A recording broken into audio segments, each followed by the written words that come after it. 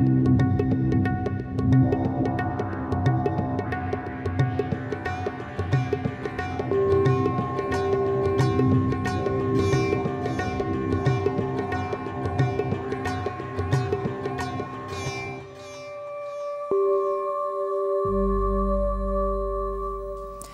à toutes, bonjour à tous et merci de votre fidélité.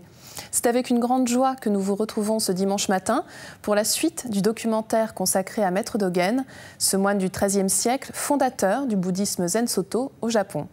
Nous avons découvert la semaine dernière sa biographie et le début de l'analyse de sa pensée à travers l'œuvre majeure qu'il nous a laissée, le Shobo Genzo, que l'on peut traduire par la vraie loi, trésor de l'œil. Nous poursuivons aujourd'hui notre cheminement dans ses enseignements, notamment sur l'éveil et la pratique de Zazen, à travers ce que nous en disent les pratiquants réunis au temple zen de la Gendronnière. Dogen, un maître pour aujourd'hui, un documentaire de Michel Bollez.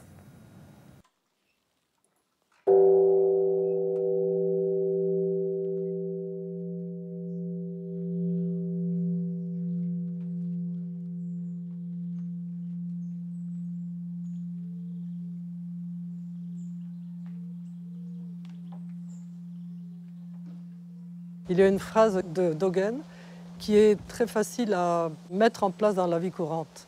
Il dit « Zazen, c'est s'étudier soi-même. S'étudier soi-même pour se connaître soi-même. Se connaître soi-même pour s'oublier soi-même. Parce que quand on s'oublie de soi-même, on se reconnaît dans toutes les existences. » Et je crois que ce qui paraît... C'est marrant, la première fois que j'avais entendu cette phrase, ça m'a paru même banal. Mais après, à chaque fois que je l'entends, à chaque fois que je la lis, il y a comme une nouvelle interprétation que je peux faire et qui est vraiment d'une grande nécessité, je dirais, non pas simplement utilité pour la vie moderne.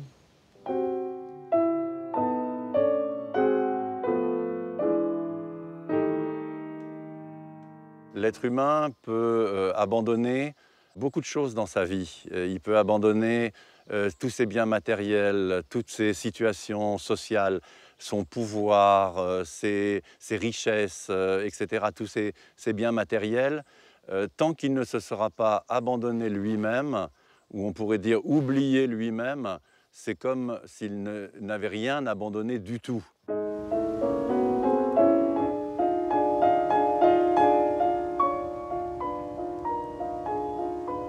C'est une illusion de pratiquer et de certifier toutes les existences avec sa conscience personnelle.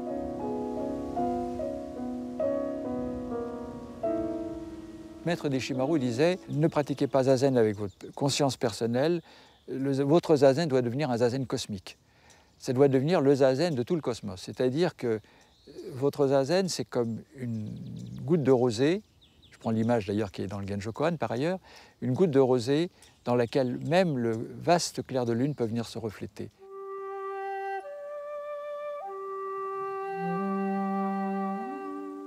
Dans le zazen de quelqu'un, dans la méditation de quelqu'un en zazen, c'est tout le cosmos qui est associé à cette méditation, sans séparation.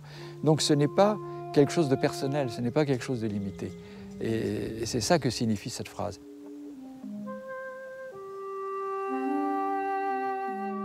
C'est le satori de pratiquer et d'être certifié en avançant avec toutes les existences.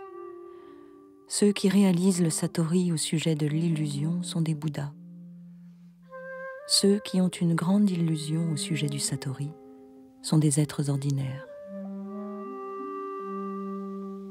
Faire de l'éveil une illusion, c'est ce qui arrive lorsque soit on se fait une notion intellectuelle de l'éveil, qu'on essaye de comprendre à travers les paroles de quelqu'un d'autre, à travers des sutras, à travers même l'enseignement du Shobo Genzo, en se disant l'éveil ça doit être ça, le mental essaye de saisir une notion, et après on essaye que sa pratique ressemble à ce qu'on croit avoir compris, ce qui ne va pas du tout. C'est encore un attachement intellectuel, ou alors quand on pense aussi qu'on a réalisé l'éveil et que l'éveil est devenu notre possession. Je possède l'éveil. Alors ça c'est la manière dont les êtres ordinaires, dans cette phrase de Dogen, s'illusionnent sur l'éveil. Par contre, la manière dont les Bouddhas réalisent l'éveil, c'est en éclairant constamment leurs illusions. Et ça, c'est ce que Shakyamuni a montré, c'est ce que Dogen a montré, c'est dégager l'esprit de tout ce qui fait obstacle à la manifestation du Koan, du Dharma, de l'ultime réalité, de la vérité qui est partout. Mais pour arriver à être réceptif à cette ultime réalité, il faut se dépouiller de tout ce qui fait illusion, de tout ce qui empêche de la voir. Et donc éclairer l'illusion, c'est ce qui permet ensuite à la vérité de se manifester, mais d'elle-même comme la vérité qui surgit du puits. Elle n'a pas besoin qu'on aille la chercher. Elle sort, elle surgit, elle se manifeste, c'est ça le Genjo Koan.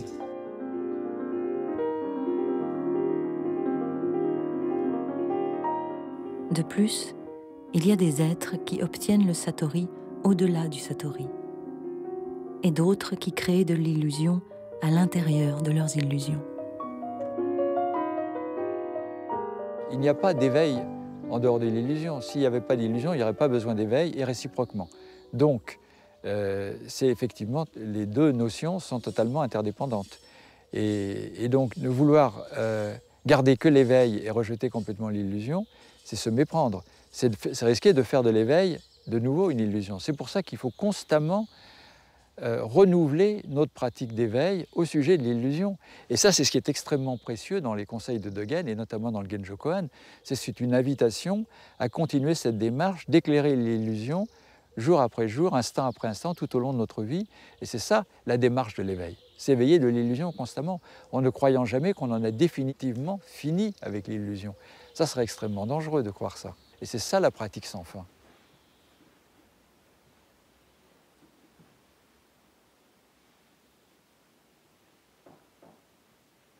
Entre les longues périodes de méditation assise, zazen, s'intercale la méditation en marchant, kinin.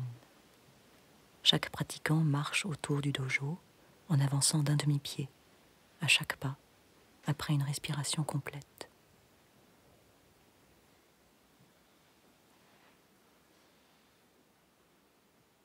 Dogen a cette phrase merveilleuse, il dit « Une sangha, c'est un lieu où on peut rencontrer des gens ordinairement difficiles à rencontrer, de milieux sociaux, de pays, mais parfois on est à des années-lumière. Mais il y a une chose qui nous unit.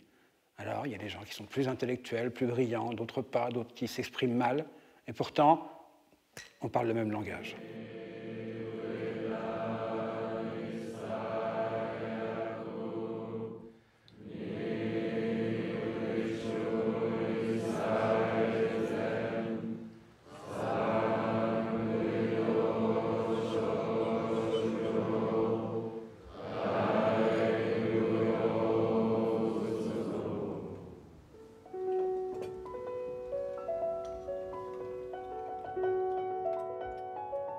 Quand un homme part en bateau et se retourne pour regarder le rivage, il commettra l'erreur de croire que c'est le rivage qui bouge.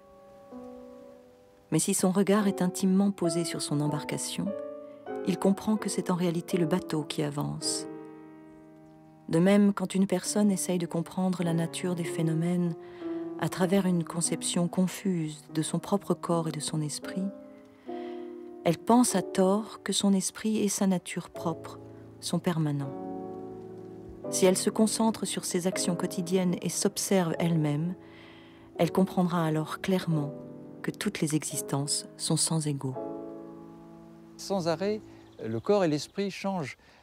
Et percevoir cela est fondamental parce que c'est ce qui va nous permettre de nous détacher de cet égocentrisme qui consiste à croire que nous sommes le centre du monde, tous les phénomènes changent, mais nous restons toujours le même. Et donc, prendre conscience de l'impermanence et l'accepter, je crois que c'est un aspect essentiel de l'enseignement du Bouddha.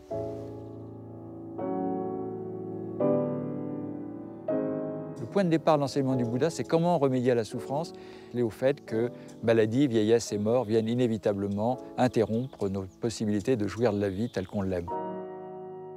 Comment remédier à cette souffrance? C'est en apprenant à vivre avec l'impermanence et en apprenant à réaliser un esprit qui ne demeure sur rien, qui ne s'attache à rien et qui donc est parfaitement capable d'être en harmonie avec la réalité et d'accueillir la réalité nouvelle à chaque instant d'une manière créative. Car si les choses étaient permanentes, il n'y aurait aucune possibilité d'évolution, de transformation, de réalisation d'éveil. Donc l'impermanence est fondamentale. La vie, c'est l'impermanence. Dès que quelque chose se fige, c'est la mort.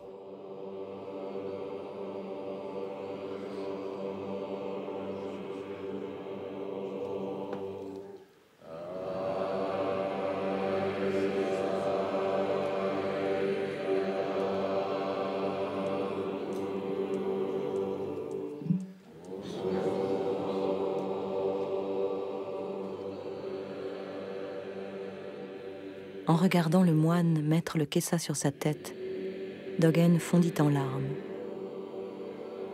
Le kessa, c'est le vêtement du Bouddha. Maître Dogen, dans le Shobogenzo, parle du kessa quand il est allé en Chine et qu'il a justement entendu tous les moines chanter ce sutra le matin. Et il a été très ému. Il a même pris à cet instant la décision ensuite de transmettre ce kessa, de transmettre vraiment le véritable enseignement du Bouddha. Et dans notre vie quotidienne d'ici, il y a tout ça. Il y a exactement la même chose. Et ça, c'est la pratique. C'est à travers la pratique que je suis rentrée petit à petit dans le monde du Shobogenzo. Ça me rappelle qu'en fait, ce n'est pas moi qui lis le Shobogenzo, sinon c'est le Shobogenzo qui me prend à moi et n'importe quelle personne qui pratique. Lui, il existe avant, et puis nous, petit à petit, on rentre dans cet univers qui n'est pas notre monde personnel, c'est quelque chose de plus grand.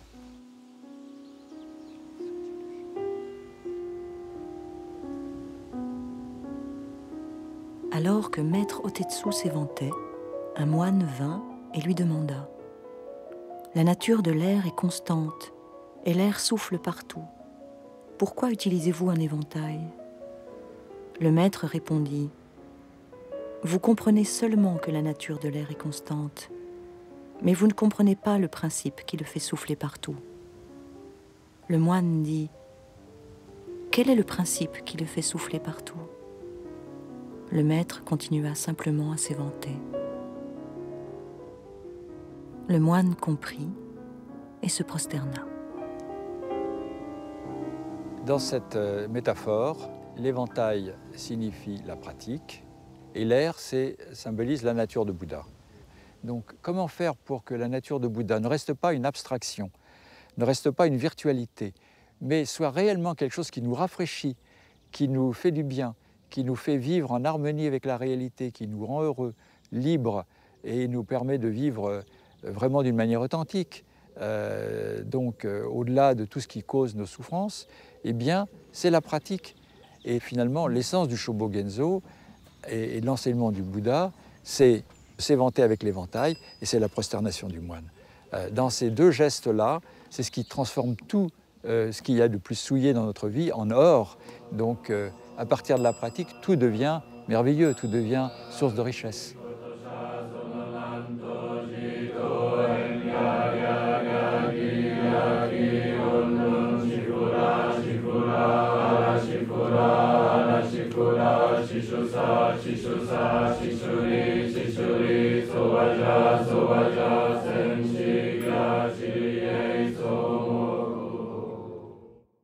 Si vous souhaitez aller plus loin, voici quelques ouvrages que nous vous conseillons.